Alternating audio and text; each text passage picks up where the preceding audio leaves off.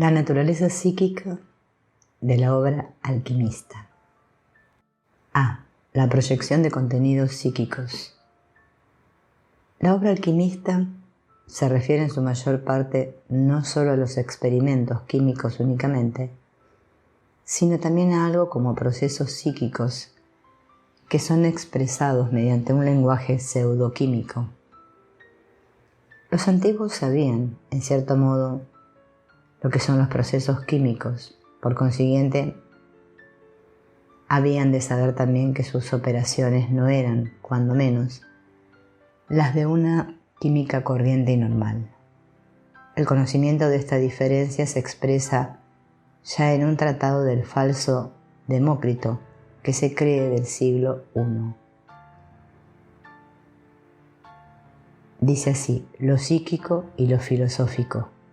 Y poco después se acumulan testimonios de que en la alquimia discurren paralelamente dos corrientes heterogéneas para nosotros.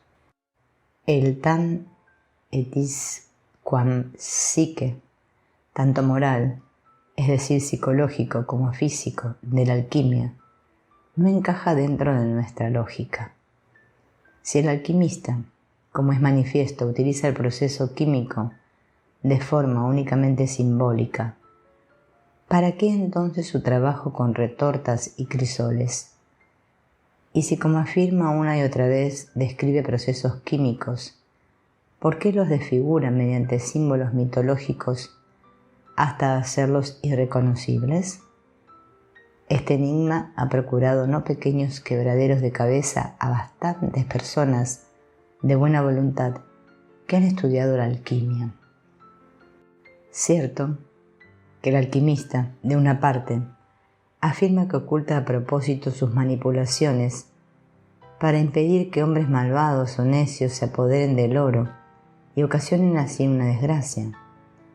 Pero el mismo autor nos dice, por otra parte, que el oro buscado no es el oro normal, como creen los necios, sino el oro filosófico o incluso la piedra maravillosa, la lapis invisibilitatis, de la invisibilidad, o la lapis aethereus, etc. O finalmente la rebis inimaginable, hermafrodita, que todas las fórmulas en definitiva habían de ser despreciadas. Pero por razones psicológicas es improbable en grado sumo que la consideración con la humanidad fuera el motivo de que los alquimistas guardaran sus manipulaciones en el secreto. Concretamente, cuando algo se descubre, algo real, es gritado por lo general a los cuatro vientos. La realidad es que los alquimistas tenían poco o nada que esconder, y menos que nada la fabricación del oro. El andar con secretos puede ser un engaño con el evidente objeto de explotar a las personas crédulas, pero considerar la alquimia entera desde este punto de vista es algo que, en mi opinión, se opone a la realidad de los hechos, pues no han sido pocos los tratados escritos e impresos por gente docta y concienzuda, o sea, por gente que no podía obtener ventaja alguna de ellos. Bien es verdad que, al lado de estas obras, existen también numerosos productos que pregonan la existencia de falsedad y charlatanería. El secreto puede tener su origen también en otras fuentes. En verdad, lo realmente secreto no se hace en secreto, pero habla en secreto, se manifiesta por medio de imágenes de toda clase que aluden a su esencia. No me refiero con esto a un secreto personal guardado por alguien, secreto, con un contenido conocido por el dueño de él, sino a un asunto u ocasión, secretos, es decir, desconocidos únicamente por indicios, pero que son desconocidos en el fondo. En esta forma era desconocida la materia para los alquimistas, la naturaleza real de ella. El alquimista la conocía solo a través de indicios, y al tratar de investigarla, proyectaba al inconsciente en la oscuridad de la materia con objeto de iluminarla. Para explicar el misterio de la materia, proyectaba otro misterio, a saber, su fondo anímico desconocido en lo que pretendía explicar. Pero entiéndase bien que no era este un método intencionado, sino algo que acontecía involuntariamente. Considerada en un sentido estricto, la proyección no se hace nunca, acontece, es hallada. En la oscuridad de lo exterior, encuentro, sin reconocerlo como tal, mi propio interior anímico.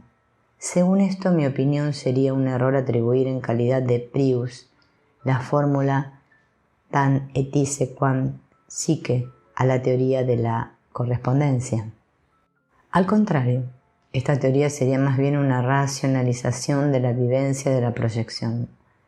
El alquimista no practica su arte guiándose por razones teóricas de una correspondencia, sino que más bien tiene una teoría de la correspondencia porque vive en la psisis de la presencia de la idea.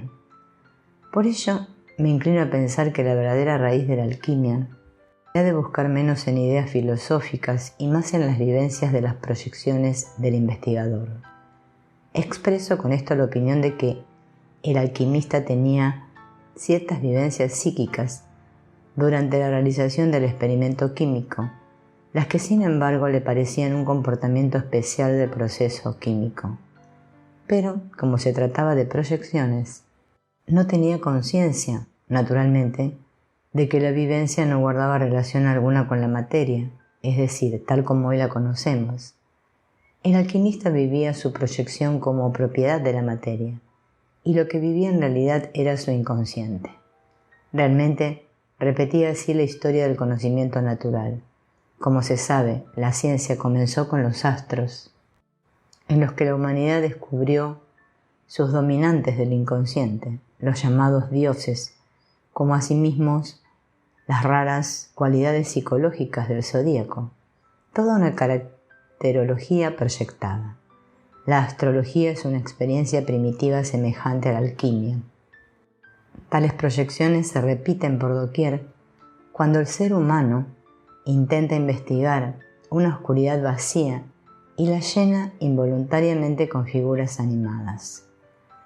Por consiguiente, he dirigido mi atención a la pregunta de si los alquimistas no relatarán tales vivencias como experiencias vividas en su propia práctica. Desde luego no puedo esperar un resultado demasiado rico, pues al fin y al cabo se trata de experiencias inconscientes, las cuales precisamente por esta razón tendrán que sustraerse a que se informe de ellas. Sin embargo, existen realmente en la literatura algunas noticias inequívocas, y es característico que las noticias más recientes sean más detalladas y concretas que las antiguas. La noticia más reciente procede de un tratado alemán de 1732 titulado Abdallah Hurain, y dice así: toma una buena cantidad de agua de lluvia normal, al menos 10, guárdala bien cerrada en vasos 10 días como mínimo para que se depositen los pozos en el fondo. Entonces viértela limpia en un recipiente de madera. Este recipiente habrá sido hecho redondo como una bola y luego cortado por la mitad. Llena una tercera parte del recipiente y ponlo al sol del mediodía en un lugar secreto o apartado. Cuando hayas hecho esto, toma una gota del vino tinto bendito y déjala caer en el agua. Verás al instante una niebla y una espesa oscuridad en la parte de arriba del agua, tal como la que hubo en la primera creación. Vierte después 2 gotas y verás brotar la luz de la oscuridad. Después, cada medio cuarto de hora, echa la tercera gota, luego vierte la cuarta, luego la quinta y después la sexta gota, y entonces no eches más. Entonces verás por tus propios ojos en la superficie del agua una cosa después de la otra, según Dios creó las cosas en los 6 días. No tengo poder para revelar cómo ha pasado tal cosa y tales secretos que no se pueden expresar. Híncate de rodillas antes de hacer esta operación. Deja que tus ojos juzguen. Así es como se ha creado el mundo. No lo toques y desaparecerá al cabo de media hora de iniciado. Al hacer esto, verás con claridad los misterios de Dios, que hasta ahora se han ocultado a vuestros ojos como a los de un niño. Comprenderás lo que Moisés escribió de la creación. Verás los cuerpos que tenían Adán y Eva antes de la caída. Cómo era la serpiente, qué era el árbol y cuáles los frutos que comieron, dónde está el paraíso y qué es y en qué cuerpos resucitarán los justos, y no en los que hemos recibido de Adán, sino en los que obtengamos por medio del Espíritu Santo, a saber, los que nuestro Salvador ha traído del cielo. Toma 7 trozos de metal, de cada uno de los metales llamados por los nombres de los planetas, y graba en cada uno de ellos el carácter del planeta en la casa del mismo planeta, y cada trozo ha de ser grande y grueso como una Rosnobel. Pero del mercurio toma solo la 1/4 parte de una onza de peso y no pongas nada encima. Después, échalos en un crisol por el mismo orden que tienen en el cielo y cierra todas las ventanas de la cámara para que la oscuridad sea total dentro. Entonces fúndelos juntos en el centro de la cámara y vierte en ellos 7 gotas de la piedra bendita. Pronto brotará del crisol una llama y se extenderá por toda la habitación. No temas a los daños, y toda la cámara brillará con más claridad que el sol y la luna, y verás sobre tu cabeza todo el firmamento, tal como está en el cielo estrellado, y los planetas seguirán su curso como lo hacen en el cielo. Y si dejas que el fuego cese por sí mismo, entonces cada uno estará en su sitio al cabo de 1/4 de hora. Otro testimonio lo hallamos en un tratado de Teobaldo, siglo XVI. La piedra ha recibido también diversos nombres a causa de la maravillosa multiplicidad de figuras que aparecen en el transcurso de la obra, al surgir enseguida colores, así como imaginamos en las nubes o en el fuego extrañas figuras de animales, reptiles o árboles. Así encontré algo similar, prosigue el autor, en un libro atribuido a Moisés. Cuando el cuerpo se ha deshecho, se dice en él, entonces aparecen a veces 2 ramas, a veces 3 o más, a veces también figuras de reptiles. En ocasiones aparece también como un hombre sentado en un estrado con cabeza y todos sus miembros. Como los 2 textos precedentes, también las explicaciones de Teobaldo prueban que durante el trabajo práctico se percibían alucinaciones o visiones que no pueden ser otra cosa que proyecciones de contenidos inconscientes. Teobaldo cita un pasaje de Señor, donde se dice que la visión del recipiente hermético se ha de buscar más que la escritura. No está claro a qué se refiere con la palabra escritura, quizá a la descripción normal del recipiente en los tratados de los maestros.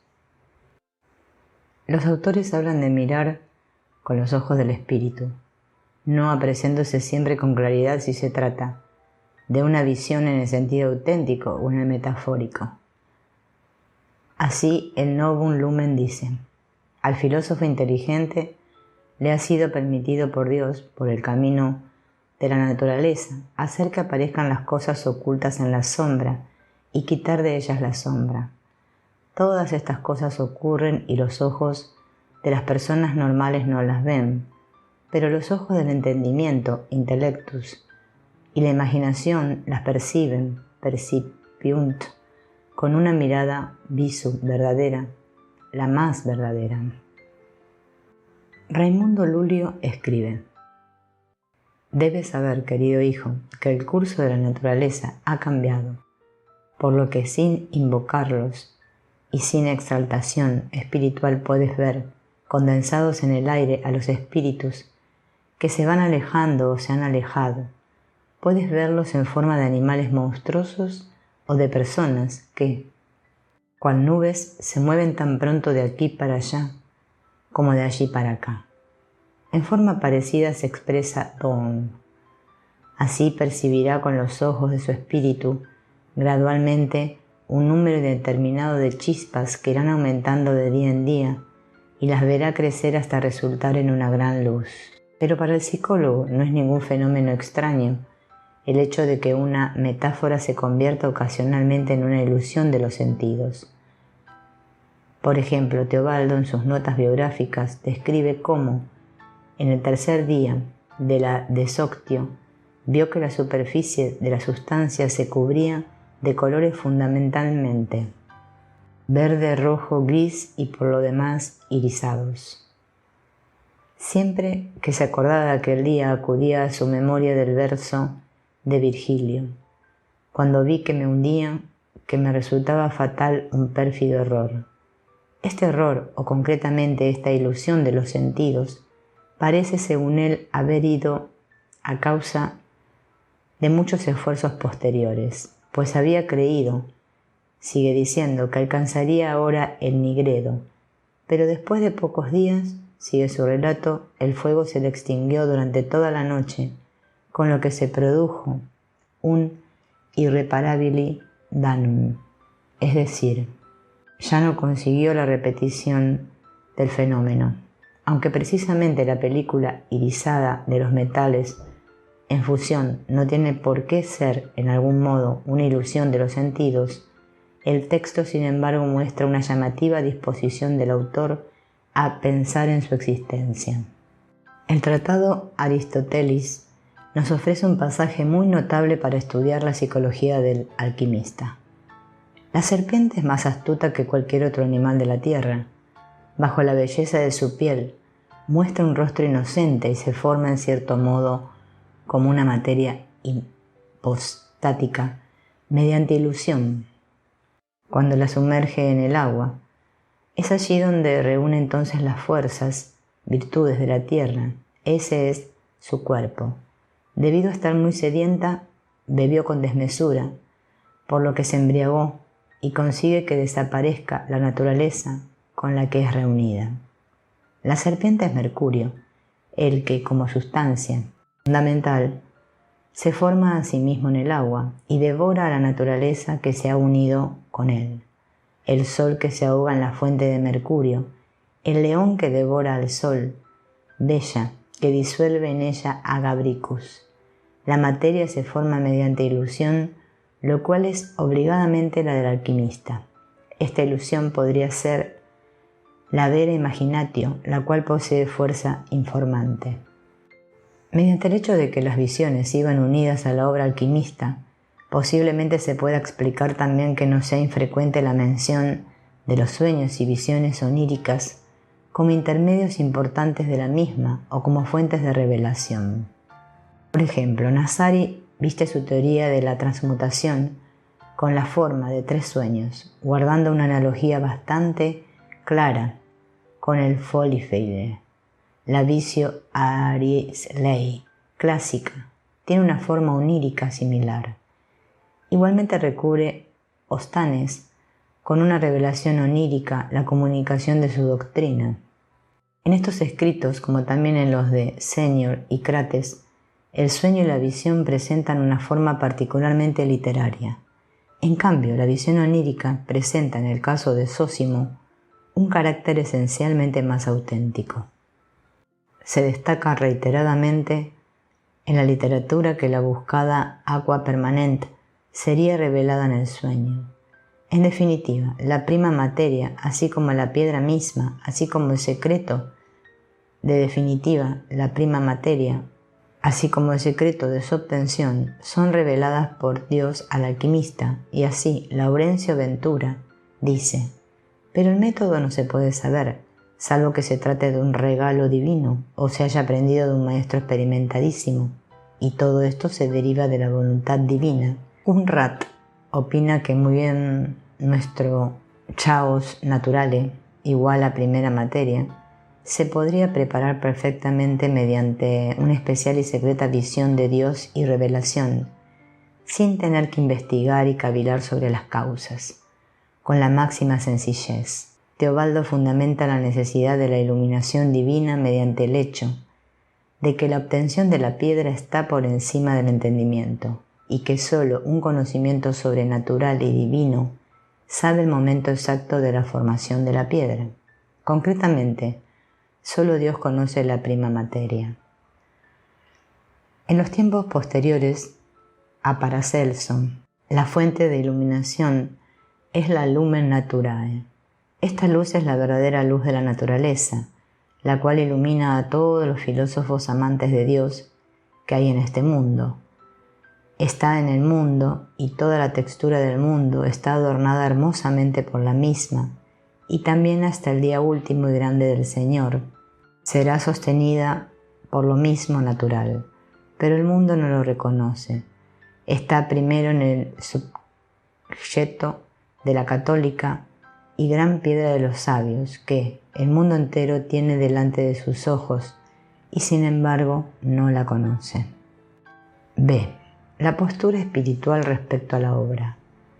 La siguiente cita del texto de un autor anónimo muestra un aspecto algo distinto de las relaciones de lo psíquico con el trabajo químico.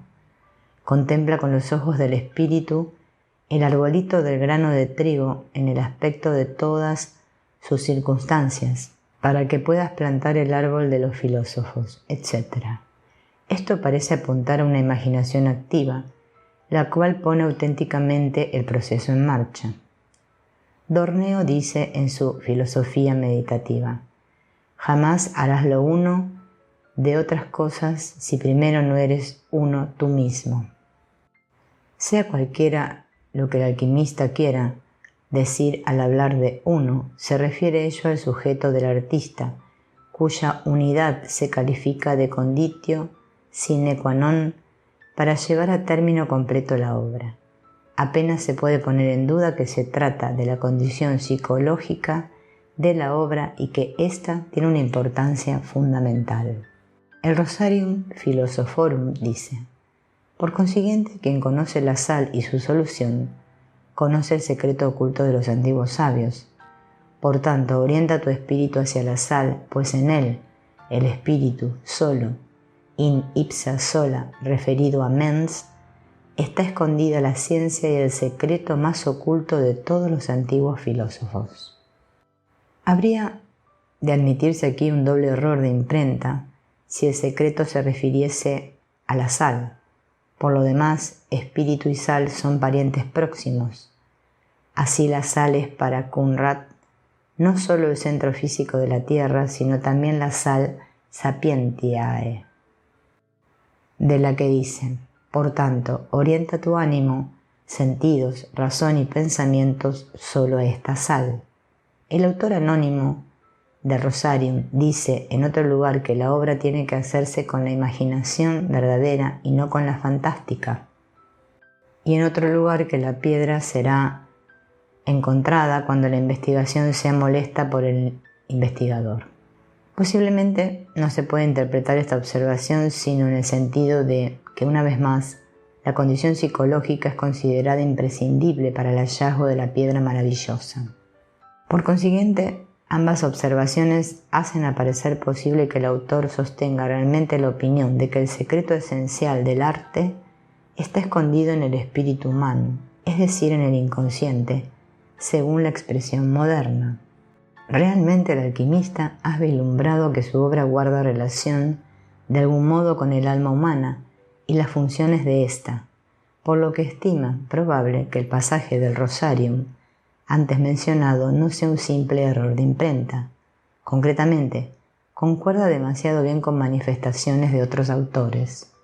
Sobre todo se insiste de modo continuo en el estudio cuidadoso de los libros y en la meditación de los mismos.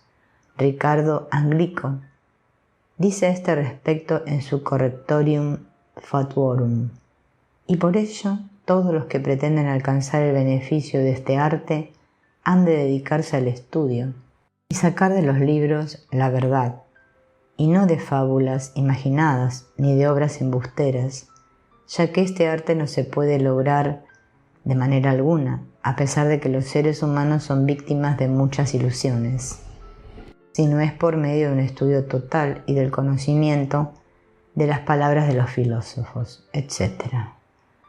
Bernardo Trevisano relata cómo se esforzó en vano durante años antes de ser llevado por fin a camino verdadero mediante un sermo de Parménides en la turba. Teobaldo escribe: que reúna los libros de diversos autores, pues de otro modo es imposible su conocimiento, y no arroje lejos de sí un libro leído 1, 2 o 3 veces, aunque no lo comprenda, sino que lo lea 10, 20 y 50 veces, y más aún.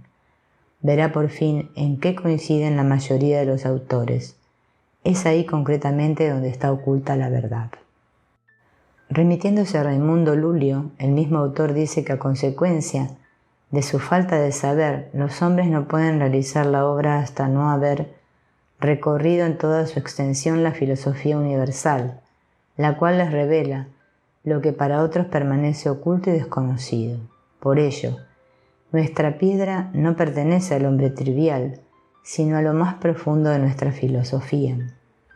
Dionisio Sacario cuenta que un cierto religius doctor excellentissimus le había aconsejado abstenerse de obras inútiles en sophisticationibus diabolicis, y que era preferible se dedicara al estudio de los libros de los antiguos filósofos para conocer la vera materia. Continúa diciendo que después de un acceso de desesperación se había rehecho con la ayuda del Espíritu Divino. Se había dedicado a la lectura seria de los libros, leyéndolos con aplicación y meditando día y noche hasta el agotamiento de su hacienda. Trabajó después, vio la aparición de los 3 colores y el milagro aconteció el día de Pascua, dentro de un año, vidi perfectionem, o sea, que el mercurio conversum impurum aurum prae meis oculis. Esto ocurrió según el autor en 1550. Refleja esto cuando menos una gran dependencia de la obra y la meta de ésta respecto de una condición previa espiritual. Ricardo Anglico reprueba a todos la sociedad con que trabajaban los alquimistas, cáscara de huevos, pelo, sangre de una persona pelirroja, basiliscos, gusanos, hierbas y excrementos humanos. El hombre cosecha lo que siembra. Por tanto, si siembra suciedad, encontrará suciedad también. Volved, hermanos, al camino de la verdad, del que no tenéis conocimiento. Por ello os aconsejo, en beneficio vuestro, estudiar y trabajar reflexionando de manera continua sobre las palabras de los filósofos, de las cuales se puede obtener la verdad. Se insiste sin cesar en la importancia del entendimiento, que es también imprescindible, y de la inteligencia, no simplemente porque la ejecución de una obra tan difícil exige una inteligencia más elevada de lo normal, sino porque el espíritu humano posee una especie de fuerza mágica que puede también transformar la materia. Dorn, que había dedicado a este problema, la relación de la persona con la obra, una serie de tratados interesantes, dice: en realidad, la forma, que es el intelecto del ser humano, es el principio, el centro y el final del proceso, y esta forma es hecha comprensible por medio del color amarillo, mediante el cual se indica que el ser humano es la forma máxima y fundamental en la obra espagírica. Dorn traza un paralelismo total entre la obra de la alquimia y la transformación moral e intelectual del hombre. Pero sus ideas han sido ya anticipadas múltiples veces en el Tratado de la Tetralogía Platónica, cuyo título latino es Liber Platonis Quartorum. Para ayudar al investigador, el autor enumera aquí 4 series de 4 libros cada una, que se corresponden entre sí. Las 4 filas muestran 4 aspectos de la obra. La primera serie horizontal comienza con las cosas naturales, la prima materia, como la que es considerada el agua. Estas cosas están compuestas, es decir, mezcladas. A ellas Les corresponde en la cuarta serie vertical la percepción por los sentidos. La segunda serie horizontal significa un grado más alto del proceso. En la primera serie vertical del mismo, las naturalezas compuestas y descompuestas y vueltas respectivamente en sus elementos iniciales. En la segunda, la tierra es separada del agua, según el motivo del Génesis, favorito de la alquimia. La tercera trata de una división de conceptos, mientras que la cuarta presenta el acto psicológico de la discriminación. La tercera serie horizontal muestra aún con más claridad el progreso hacia arriba. En la primera serie vertical, el alma se destaca frente a la naturaleza. En la segunda, tiene lugar una evolución al espacio aéreo. En la tercera, el proceso llega a cosas sencillas, las cuales, debido a no estar mezcladas con nada, son incorruptibles, eternas y están cercanas a las ideas platónicas. En la cuarta por fin se encuentra una elevación de mens a ratio a anima rationalis, es decir, a la forma anímica suprema. La cuarta serie horizontal muestra el acabamiento perfecto de las correspondientes series verticales. Primera serie vertical. Esta serie es de naturaleza fenomenológica. Si se permite aquí emplear esta expresión moderna, lo psíquico, que culmina en la exaltatio intellectus, en el fenómeno de una inteligencia y una comprensión claras, surge de la suma de los fenómenos naturales. Posiblemente no suponga ninguna violencia para el texto interpretar este intellectus como la altura de claridad del consciente. Segunda serie vertical. Según la idea del alquimista, la tierra se alza del caos acuático originario, de la masa confusa sobre la tierra está el aire, como la sustancia volátil que surge de ella. El fuego es el que llega más alto, como sustancia finísima, concretamente el neuma ígnea, que toca ya la sede de los dioses. Tercera serie vertical. Esta serie es de naturaleza conceptual y respectivamente ideal, por lo que contiene juicios intelectuales. La composición se diluye en diferencia y esta es reducida a lo sencillo, de lo que terminan brotando las quintas esencias, o sea, las ideas originarias. El éter es la quinta esencia. Cuarta serie vertical. Esta serie es exclusivamente psicológica. Los sentidos procuran la percepción. La discretio intellectualis corresponde a la percepción.